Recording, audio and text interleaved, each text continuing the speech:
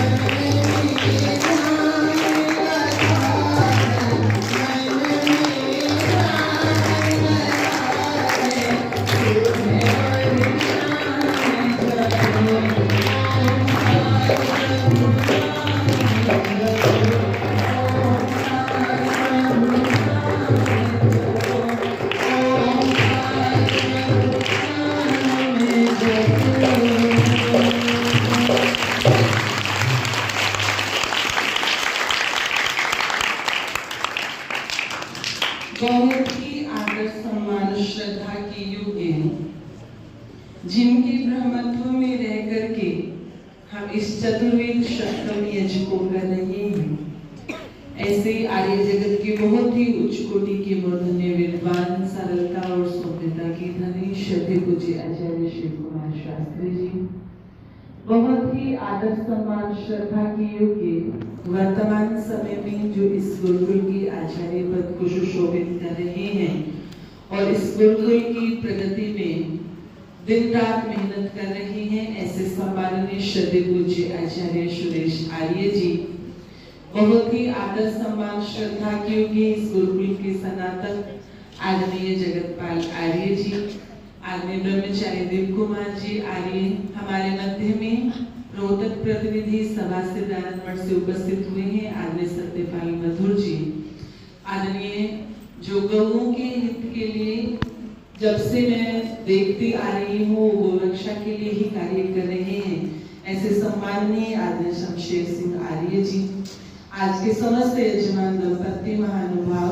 समूह उपस्थित समस्त धर्म के अभिलाषी सज्जनों, पूजा एवं वंदना की योग्य मातृशक्ति, बहुत ही अच्छी संगति मेरे साथ में ढोलक पर कर रही है आदरणीय दादा जी, गुरुकुल के पवित्र ब्रह्मचारीगण। आइए, बहुत ही सीमित सा समय है, बस एक ऋषि दयानंद की घटना प्रातःकालीन वेला में पूज्याचार्य जी कह रहे थे कि ब्रह्मचारियों की उपस्थिति ज्यादा रहती है तो ब्रह्मचारियों के लिए ही कुछ बातें रखी जाए, ऐसे विचार हम रखें।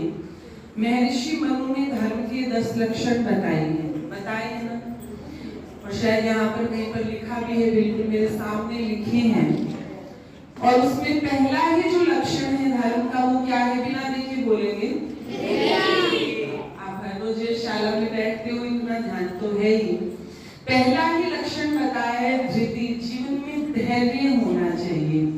इसलिए तुलसीदास जी भी एक बात कहते हैं रामचरितमानस के अंदर कि देखो 4 चीजों का पता ना विपरीत परिस्थिति में चलता है, व्यक्ति की विपरीत परिस्थिति आए जीवन में तब पता चलता है। वो 4 चीजें कौन सी है? तो कहते हैं तुलसीदास जी की धर्म, धैर्य, मित्र और पत्नी, इन 4 चीजों का पता जब जीवन में सब कुछ सही चल रहा है तब नहीं चलता। जब जीवन में ऊपर नीचे कुछ होता है, परिस्थितियां ऊपर नीचे होती है, तब पता चलता है। इसमें दूसरी बात कही है धैर्य, जो महर्षि मनु ने पहला लक्षण बताया है। और यदि इस लक्षण को हम ऋषि दयानंद के जीवन में घटा करके देखें तो ये जो धृति का लक्षण है वो ऋषि दयानंद के जीवन में हमें पग पग पर दिखाई देगा, और वही जीवन वही गुण हमारे जीवन में आना चाहिए। जब तक हमारे जीवन में धैर्य नहीं है, मुझे लगता है ना हम अच्छे से विद्या प्राप्त कर सकते हैं, ना हम अपने जीवन में उस लक्ष्य को प्राप्त कर सकते हैं जिसको हम करना चाहते हैं। देखो ऋषि दयानंद के जीवन में कितना धैर्य था। यदि आज हमें कोई एक गाली दे दे तो हमारा क्या प्रयास रहता है, जब तक हम उसको डबल करके नहीं देंगे हमें शांति पड़ती है क्या? नहीं पड़ती ना। कोई हमें एक मारता है तो हम उसे कितने मारते हैं? कम से कम 2 तो मारते हैं। उधर से आवाज आ रही है 10 तो मारते हैं, उधर से आवाज है। तो ऋषि दयानंद के जीवन को देखो, ऋषि दयानंद का जीवन जो है वो कितना प्रेरणा देने वाला है। एक व्यक्ति ऋषि दयानंद के पास में दौड़ा आया, सभी ब्रह्मचारी ध्यान से सुनेंगे, ये धैर्य हमारे जीवन में भी होना चाहिए। यदि हमने अपने जीवन में कोई लक्ष्य, कोई एम निर्धारित किया है, यदि हम उसे प्राप्त करना चाहते हैं। एक व्यक्ति ऋषि दयानंद के पास में दौड़ा आया और ऋषि दयानंद से कहने लगा, स्वामी जी एक व्यक्ति का काला मुंह किया हुआ है। हमारे जीवन में तो 2 ही चीजें घटती, या तो कोई हमें थप्पड़ मारेगा या कोई हमें गाली देगा, यही 2 चीजें होंगी ना, इससे बढ़ के तो कुछ नहीं होगा। एक व्यक्ति का काला मुंह किया हुआ है, गले में जूतों की माला डाली हुई है, गधे पर बैठाया हुआ है और उसके पीछे लिखा हुआ है क्या?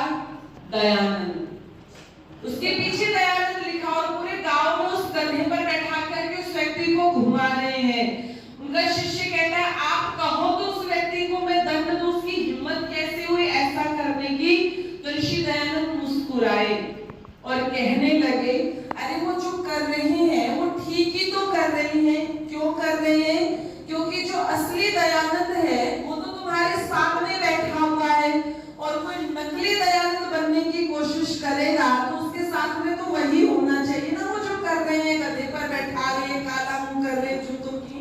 माला डाले, वो ठीक ही तो कर रहे हैं उसके साथ में। कोई हमें कहे कि वहां पर वो व्यक्ति तुम्हारी नकल कर रहा है, तो हमारे मन में क्या है, उसकी इतनी हिम्मत, हम लड़ते हैं, झगड़ते हैं।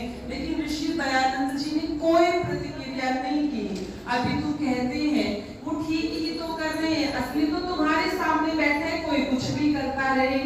जब तक जीवन में इतना धैर्य नहीं आता, आज तो हम आते हैं, कार्यक्रम होता है तो सभी हमसे निवेदन करते हैं कि आचार्य जी की बनाई हुई परंपरा है, यहाँ पर जलपान करके जाना है, दूध पी के जाना है, फल खा के जाने हैं, मिठाई खा के जानी है। और ऋषि दयानंद जब प्रचार करते थे तो कोई दूध नहीं पिलाता था ऋषि दयानंद को, ऋषि दयानंद को तो जहर पिलाते थे। आज तो फूल मालाएं डालते, ऋषि दयानंद के गले में कोई फूल मालाएं नहीं डालता था। ऋषि दयानंद के गले में तो लोग सांप डाला करते थे। आज तो फूलों की वर्षा होती है, ऋषि दयानंद पर कोई फूलों की वर्षा नहीं करता था, ऋषि दयानंद पर तो पत्थरों की वर्षा होती थी। और फिर भी ऋषि दयानंद मुस्कुराते थे। ये ऋषि दयानंद के जीवन में धैर्य था, धर्म का पहला लक्षण। यदि हम भी अपने जीवन में कुछ करना चाहते हैं तो हम अपने जीवन में इस लक्षण को तो अवश्य धारण करें, ठीक है, करेंगे ना। अध्यापक हमें कुछ कह रहे तो हमें मन ही मन में उनको गालियां नहीं देनी है, गालियां नहीं देनी है। हमें ये सोचना है कि जरूर हमने कोई गलती की है, इसलिए उन्होंने हमें डांटा है। और उनकी जो डांट होती है, अध्यापक की डांट लाभ के लिए होती है या हानि के लिए होती है? लाभ के लिए होती है ना। आचार्य जी पहले दिन कह रहे थे ये जो समय है, अब तुम्हें यहाँ पर जबरदस्ती बैठाया तो तुम्हें ऐसा लग रहा होगा जैसे जेल के अंदर कैदी को बंद कर देते हैं ना, कब छूटेंगे कब छूटेंगे, ऐसा लगता है। लेकिन बाद में वो समय बहुत याद आता है, बहुत। इसलिए आओ बस कुछ पंक्तियां कह दूं, सभी अपनी तालियों को खोलेंगे और मेरे साथ मिलकर